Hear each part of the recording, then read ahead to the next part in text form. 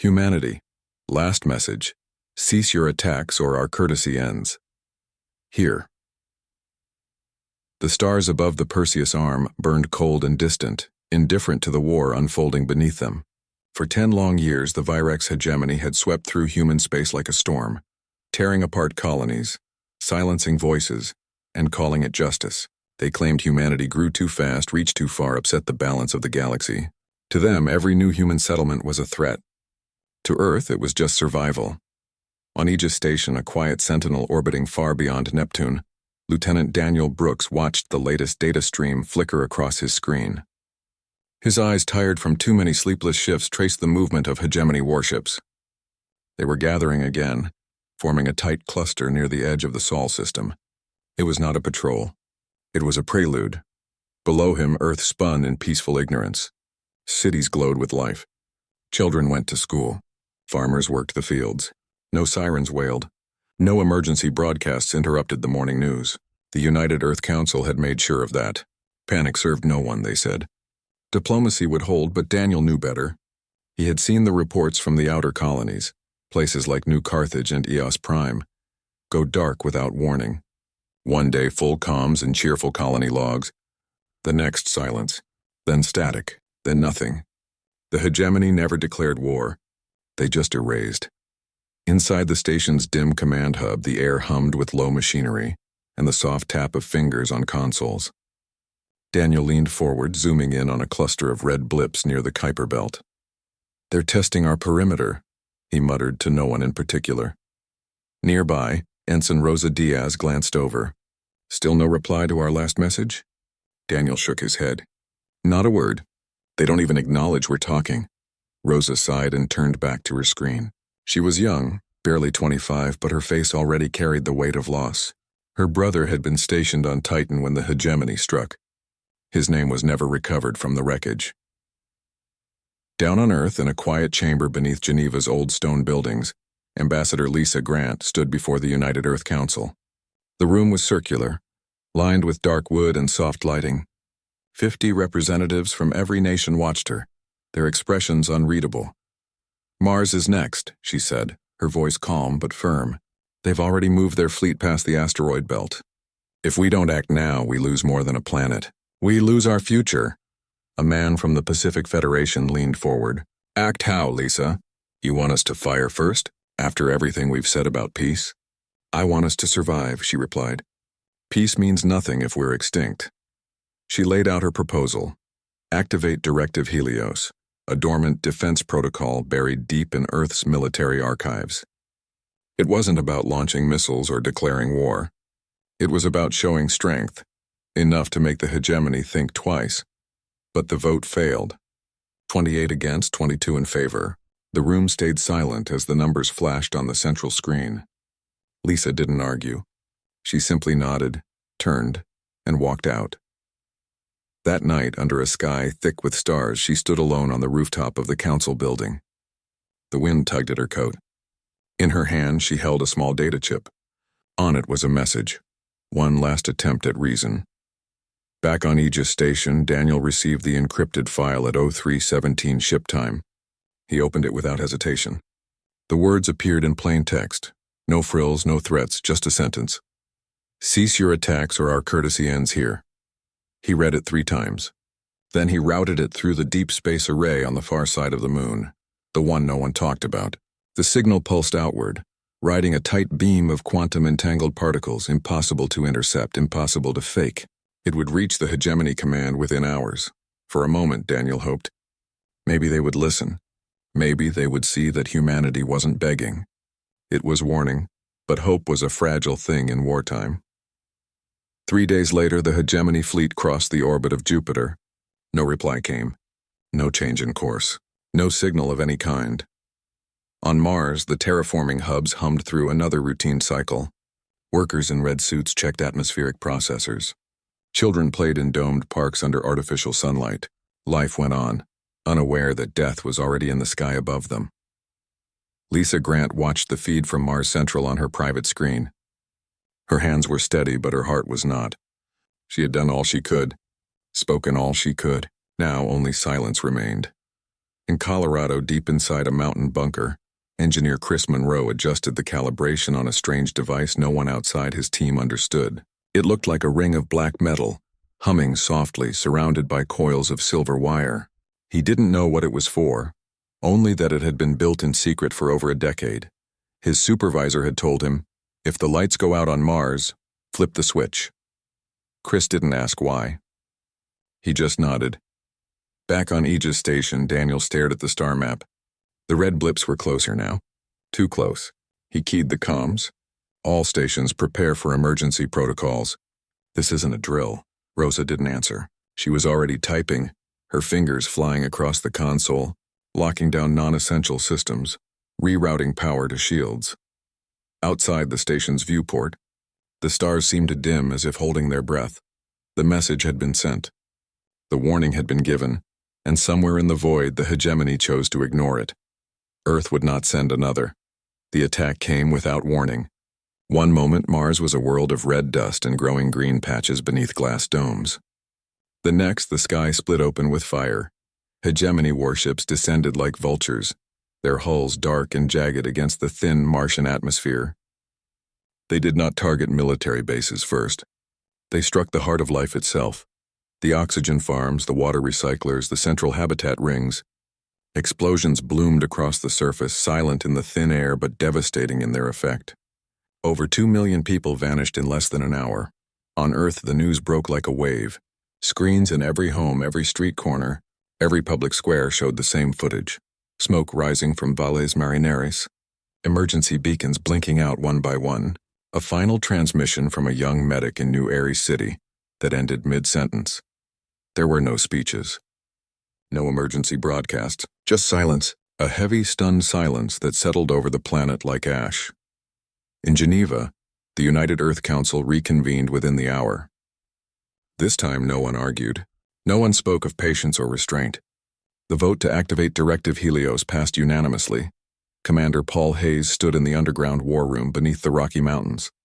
The walls were lined with screens all showing real-time data from every human outpost in the system. His face was grim, his uniform crisp, his voice low but steady. Initiate Helios protocols. All sectors. Full authorization. Across the solar system, dormant systems woke up. Beneath the ice of Europa, massive hangar doors slid open, revealing sleek defense cutters that had never seen daylight. In the asteroid belt, automated foundries powered on, assembling drone swarms from stored parts. On Titan, deep inside a crater sealed for decades, Dr. Nina Patel watched as her team brought the final sequence online. The gravity lance was not a weapon, in the old sense. It did not shoot fire or shrapnel. It bent space itself. By focusing quantum distortions through a ring of supercooled magnets, it could create a field where physics changed just enough to shut down any engine, any weapon, any drive, without harming living things. It was precise. It was clean. And until now it had never been used. Nina adjusted her glasses and checked the calibration. Field stability at 98%, she said. We're ready. Her assistant, a quiet man named Leo, nodded. Do you think they'll understand what we're showing them? Nina didn't answer right away. She looked at the image of Mars on the main screen. Smoke, ruin, silence. They'll understand, she said finally. Or they'll learn. Back on Earth, Chris Monroe stood before the black ring in the Colorado bunker. The order had come through 10 minutes ago. Flip the switch, his supervisor had said. Chris took a deep breath and turned the key. A low hum filled the chamber. The ring glowed faintly blue, then white, then vanished into a shimmer no eye could see. Far above, in the void between Mars and Jupiter, the first hegemony ships began to slow. Their engines sputtered. Their navigation systems failed. One by one they drifted, powerless, like leaves caught in a calm river. The hegemony command ship, Sovereign Will, hung motionless near the orbit of Ceres. High Marshal Korvek stared at his bridge displays in disbelief. What is this? He barked. Sabotage? Human trickery? His science officer, trembling, reported, No external damage, sir. No energy signatures. It's space itself. It's rejecting our drives. Kor slammed his fist on the console. Impossible. Human tech is primitive. They barely mastered fusion, but the evidence was clear. Every ship in the Armada, over 300 vessels, was dead in the void. No thrust, no weapons, no escape. On Aegis Station, Daniel Brooks watched the enemy fleet freeze on his screen. Red blips turned gray, then still. He let out a breath he didn't know he was holding. "It worked," he whispered. Rosa Diaz leaned closer. "What did they do?" "Something they never expected us to have," Daniel said. "We didn't fight back, we just stopped them." Down on Earth, Lisa Grant stood in the council chamber again, this time not as a petitioner but as a voice of action. She addressed the hegemony on an open channel, her words broadcast across every frequency humanity controlled. "You were warned. Our courtesy has ended. Stand down or face what comes next." The message was short. No anger, no gloating. Just fact. Inside the sovereign will, Corvex laughed, a harsh, bitter sound. "They think a trick will scare us? Send boarding pods. Take their orbital stations by force. If their machines fail, their flesh will break." Orders were given. Dropships launched from the immobilized warships using chemical thrusters, old, slow, but functional. They aimed for Earth's lunar defenses and the orbital docks near L2.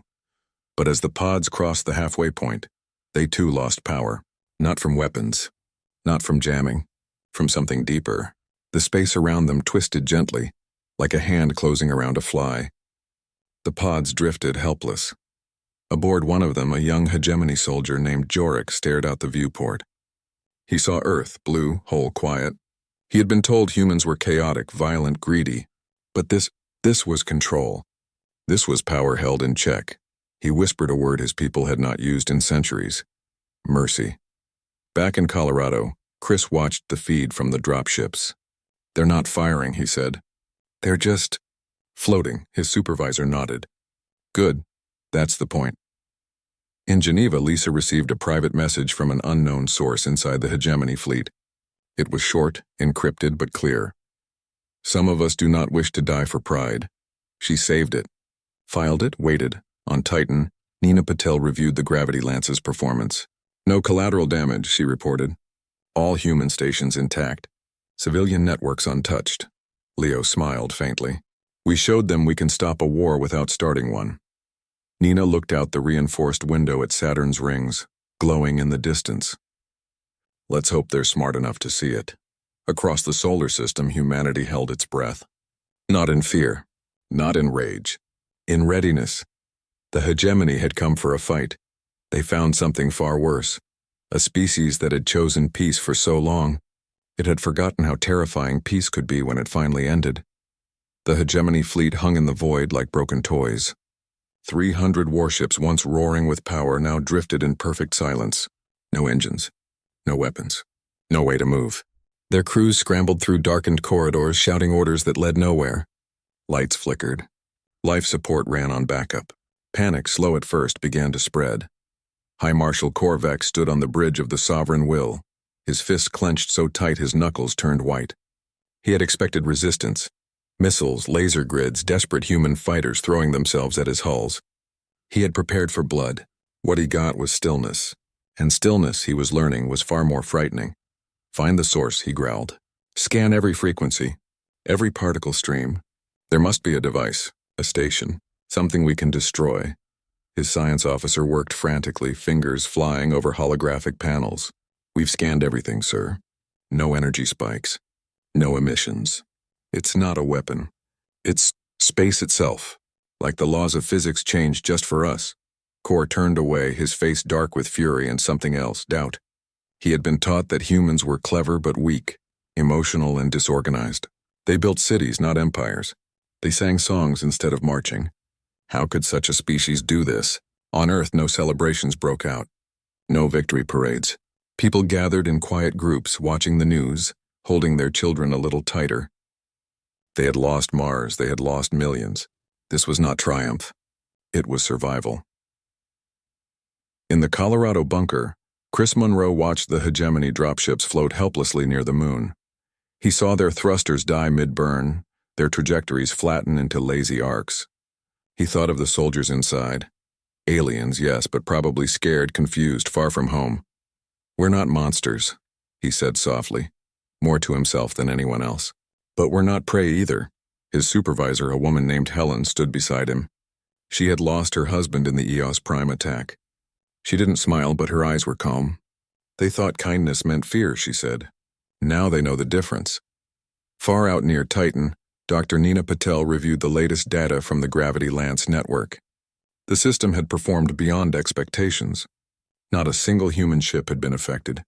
Civilian traffic between Earth and the outer colonies continued uninterrupted. The field was precise, surgical, almost gentle in its power. Leo handed her a cup of coffee. Do you think they'll surrender? Nina shook her head. Not yet. Pride doesn't break that fast.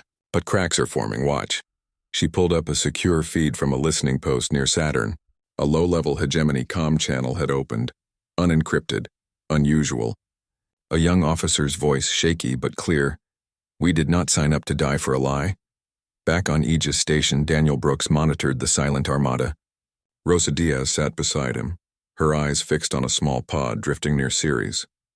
Its ID tag was visible now, marked with a medical symbol. They sent medics, she said. Even in an invasion, they brought healers. Daniel nodded. Maybe not all of them wanted this war. He tapped a command into his console. A soft pulse of non-harmful energy reached the pod. Its comms lit up.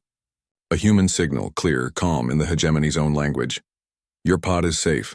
Do not attempt to move. Help will come if you stand down. Inside the pod, Jorik heard the message. He looked at his fellow soldiers.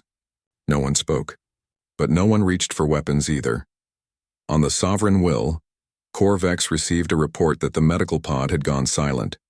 Not destroyed, just quiet. Then another report. Human drones had attached to 3 disabled frigates, not to board them, but to stabilize their life support. Why? He demanded. Why help us? No one could answer. In Geneva, Lisa Grant received new intelligence. A faction within the hegemony fleet, led by a commander named Tel Vor, had stopped responding to Corps' orders. They had powered down their weapons entirely and broadcast a single symbol on open channel, an open hand. Lisa showed the symbol to the council. This is not surrender, she said. It's a question. The council debated for only minutes this time. They authorized a direct reply, not from a general, not from a war room, from Lisa herself. Her message was simple. We see you. Stand by. That night, Earth's Deep Space Array sent a new transmission, not to the whole fleet, but to Talvor's ship alone. It contained no threats, no demands, just coordinates, a time, and a promise. Come alone. We will not harm you. Back in Colorado, Chris watched as the gravity field held steady.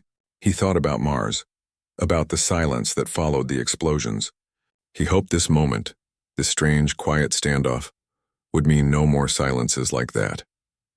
On Titan, Nina checked the lance one last time. If they attack again, she said, we can shut down their hearts as easily as their engines. Leo looked at her. But you won't. She met his gaze.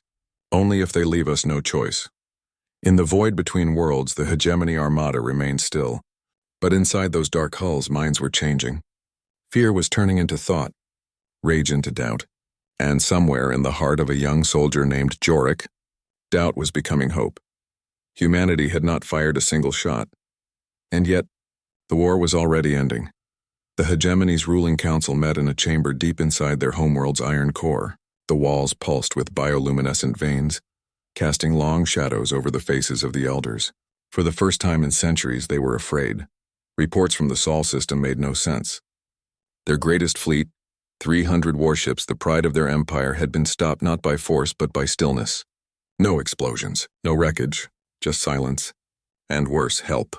Human drones had patched life support on disabled ships. They had sent food, water, even medical supplies to stranded crews. It was not the act of an enemy. It was the act of a power so sure of itself it could afford mercy.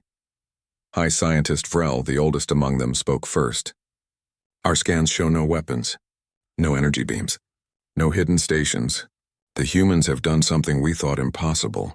They control local space-time. A younger counselor scoffed. Impossible. Our physics says such control would require more energy than a star. Vrel turned slowly. Then perhaps our physics is wrong. Or perhaps humanity found a path we ignored because we were too proud to look. The room fell quiet. Pride had built the hegemony. Pride had driven them to crush humanity before it grew too strong. Now that same pride might destroy them. Meanwhile, aboard the Dawn Chaser, a mid-sized hegemony cruiser that had broken from Corvex's command, Commander Talvor studied the data from Earth's latest transmission. Coordinates, a time, a single ship waiting near the ruins of Eos Prime, a colony his own forces had burned. His second-in-command, Lyra, stood by the viewport. It could be a trap. Tal shook his head. If they wanted to kill us, they already could have. They shut down our entire fleet without firing once. A trap is unnecessary. He thought of the human message, "Come alone. We will not harm you." Simple words. No threats. No demands. Just an offer. He made his decision. Prepare a shuttle. I go alone.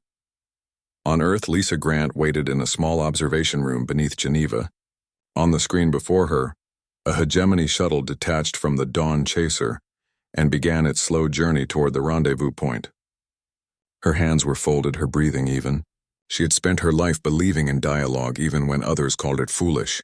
Now the galaxy would see if she was right. Paul Hayes stood nearby, arms crossed. "If he tries anything, he won't," Lisa said. "He's seen what we can do. He's here because he wants to understand." At the rendezvous point near the shattered remains of Eos Prime's orbital ring, a human vessel floated peacefully. It was not a warship. It was a science cruiser, the Horizon, unarmed and open. Its docking bay glowed with soft white light. Talvor stepped inside, his armor removed, his sidearm left behind. He was met not by soldiers but by 3 people: Lisa Grant, Dr. Nina Patel, and Commander Paul Hayes. No guards. No scanners. Just a table, 4 chairs, and a pitcher of water. Lisa gestured to a seat. "Thank you for coming." Tal sat slowly. His eyes moved over their faces, not with suspicion but with wonder. "You stopped our fleet without killing a single one of us. Why?" "Because we did not want to," Nina said. "War is easy. Peace is hard. We chose the hard path." Paul added, "We lost millions on Mars. We could have retaliated with fire, but that would make us like you." "We refused." Tal looked down. "I ordered ships at Eos Prime. I thought I was protecting my people." Lisa leaned forward. "Then help us protect yours now. Your leaders are blind. They think power is only in weapons. We showed them it's also in restraint." She activated a small display. It showed the Silent Accord, a network of hidden platforms spread across the outer system. "This is what stopped your fleet. It can disable any ship within a light year. We built it years ago. We never used it. Not until you gave us no choice." Tyle stared at the image. "You had this, and you waited?" "We hoped you would listen," Nina said. "You didn't, so now you must choose. Stand with your old leaders and remain helpless in our space, or stand with us and build something new." Back on the Sovereign Will, Corvex received word that Tyle had left his ship. Rage boiled in his chest. He ordered loyal ships to intercept. But when they tried to power up, nothing happened. The gravity field held firm. He slammed his fist on the console. "We are prisoners in our own hulls." His science officer whispered, "Not prisoners, sir, guests." Cor turned, eyes blazing. "What? We are alive. Our air still flows. Our people still breathe. They could have killed us all. They chose not to. That is not imprisonment. That is invitation." The words hung in the air like a challenge. On Earth, in the Colorado bunker, Chris Monroe watched the feed from the Horizon. He saw Talvor nod slowly as Lisa spoke. He saw the moment the alien's shoulders relaxed, not in surrender, but in understanding. Helen stood beside him. "Do you think it will work?" Chris smiled faintly. "They just learned that kindness can be stronger than fear. That's a hard lesson. But once you learn it, you don't forget." In the meeting room near Eos Prime, Tal asked the question that would change everything. "What do you want from us?" Lisa answered without hesitation. "Peace, shared knowledge, and a promise. If real threats come from beyond our galaxy, like the Void Reapers your scouts have whispered about, we face them together." Tal was silent for a long time. Then he extended his hand, palm open, the same symbol his ship had sent days before. Lisa took it. No treaties were signed that day. No grand announcements made. But in that quiet room, floating above the ashes of a dead colony, the first true peace between species began. And far away in the heart of the hegemony, cracks widened into chasms. The old order was crumbling, not from war, but from the weight of a truth they could no longer ignore. Humanity was not weak. It was waiting. The meeting place was not on Earth, not on a warship, not in some grand capital. It was on Viridia, a small human colony world near the edge of known space. Once it had been a thriving outpost. Green fields, clean rivers, a university that drew students from 3 systems. Then the hegemony came. They burned the farms, shattered the domes, and left only ruins. Now it was being rebuilt. And on its cracked soil, humanity and the hegemony would meet as equals for the first time. Lisa Grant stepped off the shuttle onto the red-tinted grass. The air was thin but breathable, thanks to new atmospheric processors humming in the distance. She wore no uniform, just a simple gray coat and boots. Behind her walked Paul Hayes and Nina Patel. No guards, no weapons. Just 3 humans walking toward a table set in the open, beneath a sky streaked with dawn. On the other side, Commander Tal Vor approached with 2 elders from the Hegemony Council, Vrel, the old scientist, and Mira Solin, a former fleet strategist who had once commanded the attack on Eos Prime. They too came without armor, without escorts. Their steps were slow, careful, as if walking on sacred ground. They sat. The table was plain wood, built by human hands just days before. A pitcher of water stood in the center, half filled with earth water, half with purified hegemony fluid. A small gesture, a shared start. Lisa spoke first. "We chose Viridia because it was broken by your war. Now we rebuild it together, not as victors and vanquished, as partners," Tail nodded. "My people have spent generations believing strength meant conquest. We were wrong." The talks began simply, not with demands but with questions. How does your society raise its young? What do you fear most in the dark between stars? Do you sing to your children at night? Slowly the walls fell. Nina explained how the gravity lance worked, not as a weapon, but as a shield. Vrel listened with wide eyes, then shared hegemony research on cosmic voids, warning of entities that fed on dying stars. Paul and Mira compared fleet tactics, not to plan battles, but to design joint patrols against true threats. Days passed. Meals were shared. Mistakes were made, wrong words, awkward silences, but each time they tried again. Back on Earth, people watched the live feed in quiet awe. In classrooms, children drew pictures of humans and hegemony standing side by side. On Mars, survivors of the attack planted the first seeds in rebuilt greenhouses, using soil mixed with ash from the old ruins. In Colorado, Chris Monroe received a new assignment. He would help install a gravity lance node on a hegemony science vessel, the first joint defense platform. Helen handed him the schematics with a rare smile. "Looks like we're teaching them how to keep the peace, not break it." On Aegis Station, Daniel Brooks monitored the border. No red blips, no alerts. Just the slow, steady dance of patrol ships, some human, some hegemony, flying in formation. Rosa Diaz pointed to a signal from deep space. Void Reaper activity near the galactic rim. Faint but growing. Daniel didn't panic. He logged the data and sent it to both Earth and the new hegemony listening post near Titan. "Let them know," he said. "We see it too." Near Saturn, Nina stood on the observation deck of a shared research station. Leo joined her, holding 2 cups of tea. "They're sending their best students to our universities," he said. "And we're sending ours to their academies." Nina watched a hegemony transport dock smoothly beside a human freighter. "It's working," she said. "Not perfectly, but it's working." The final agreement was signed on the 100th day of talks. No grand ceremony. Just signatures on a digital pad, witnessed by cameras in the wind. The treaty promised no more attacks, open exchange of science and culture, mutual defense against external threats, and reparations for lost colonies, not in credits, but in labor, materials, and time. Hegemony engineers would help rebuild Mars. Human doctors would train in hegemony medical ships. As the sun set over Viridia, Lisa and Tail walked alone along the riverbank. The water was clear now, filtered clean by new machines. "Do you think they'll remember this?" Tail asked. "My people, yours?"